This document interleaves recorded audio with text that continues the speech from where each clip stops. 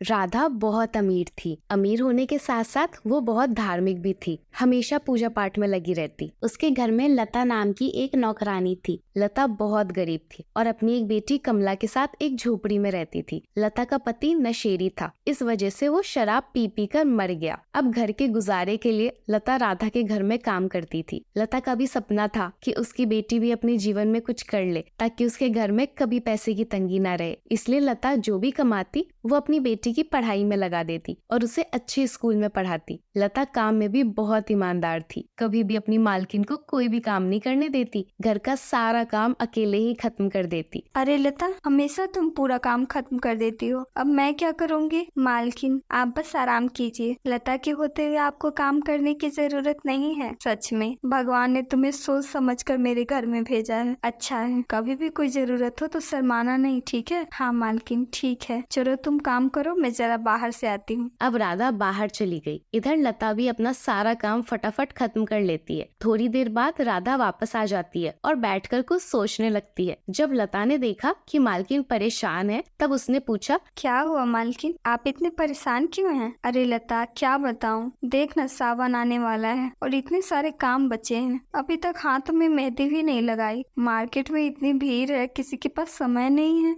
अब देखो, मेरे पास पैसे तो है लेकिन कोई ढंग से मेहंदी लगाने वाला नहीं है। काश कोई होता जो मेरे घर पर आकर मेहंदी लगा देता। राधा इतनी बातें बोलकर उदास हो जाती है। अरे मालकिन, आपको हो तो मैं आपका काम करवा सकती हूँ। अच्छा, सच में? हाँ मालकिन, मेरी बेटी बहुत अच्छी अच्छी डिजाइन बनाती है। मैं तो उसे हमेशा डांटती रहती हूँ कि क्या फालतू की काम कर रही है, पढ़ाई पर ध्यान दे। अरे लता, तुम नहीं जानती, ये भी एक अलग तरीके का टैलेंट है। तुम एक काम करो, कल अपनी बेटी को लेकर मेरे पास आओ, फिर मैं उससे खुद बात करूंगी। ठीक है मालकिन। इतना बोलकर लता भी अपने घर के लिए निकल जाती है। अब अगले दिन जब लता काम पर जाती है तो अपनी बेटी को भी साथ में लेकर आ जाती है। मालकिन, ये है मेरी बेटी कमला। कमला, मैडम को नमस्ते बोलो। नमस्ते मालकिन जी। आओ बेटा, बैठो। मैंने सुना है आपको अच्छे अच्छे डिजाइन में मेहंदी लगाना बहुत पसंद है। हाँ मालकिन जी, लेकिन मेरी मम्मी बार बार मना करती है कि ये सब काम मत किया करो, बस पढ़ाई पर ध्यान दो। कोई बात नहीं।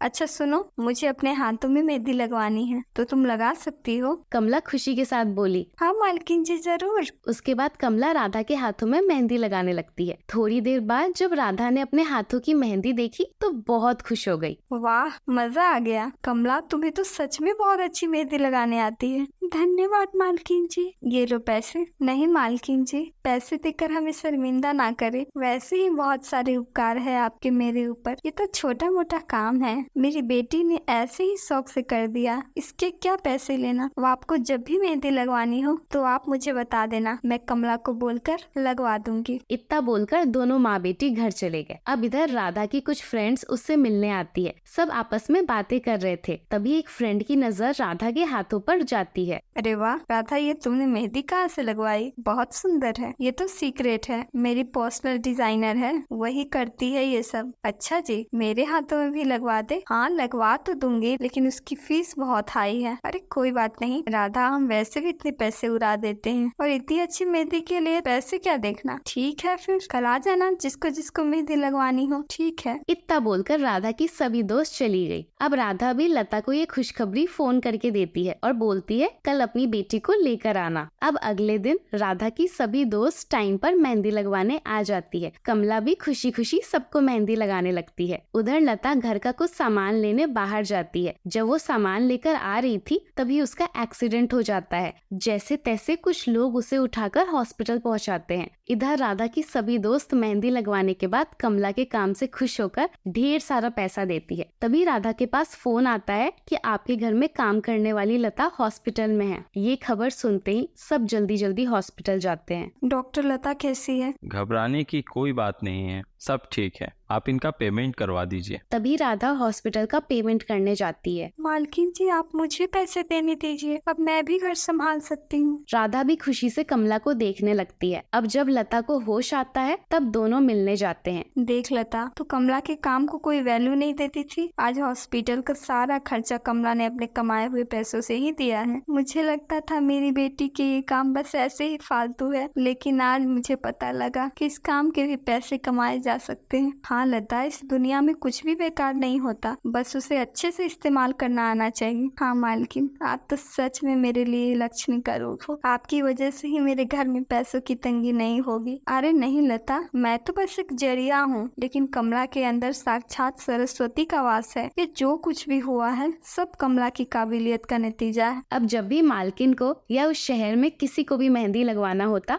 तो बस कमला को ही बुलाते। कमला ने भी अपनी एक मेहंदी की दुकान खोल ली और सबको मेहंदी लगाने लगी। अब कमला के टैलेंट की वजह से उसके घर में कभी भी पैसों की तंगी नहीं होती। दोनों माँ बेटी इस बात से बहुत खुश थे। अगर आपको वीडियो अच्छा लगा तो वीडियो को लाइक करें और चैनल को सब्सक्राइब कर दें।